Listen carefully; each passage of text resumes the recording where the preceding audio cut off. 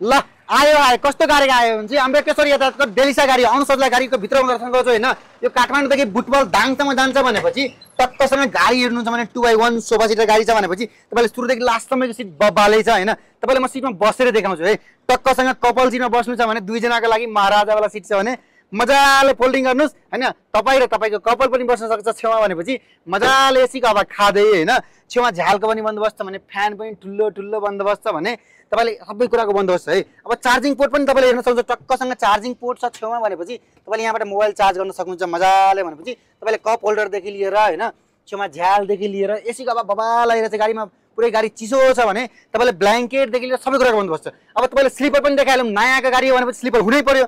स्लिपरमा पनि तपाईँले सिङ्गल हुनुहुन्छ भने हजुरको लागि एक्लैको पनि स्लिपर छ होइन। अब स्लिपरमा पनि के छ भनेपछि तपाईँ एक्लै जानुहुन्छ भने पनि ढोका लगाउन पाउनुभयो। तपाईँ कपाल हुनुहुन्छ भने पनि ढोका लगाउन पाउनुभयो।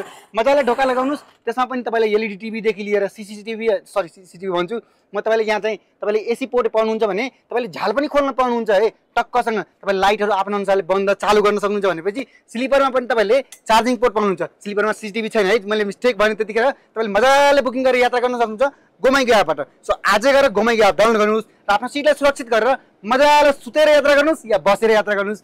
बस्ने सिट पनि आरामदायक सुत्ने सिट पनि आरामदायक। सो यो डेलिसा गाडीमा मजाले अम्बेडकर यातायातको डेलिसा गाडीमा मजाले बुकिङ गरेर गोमाइको एपबाट आरामले भएर यात्रा गर्नुहोस्।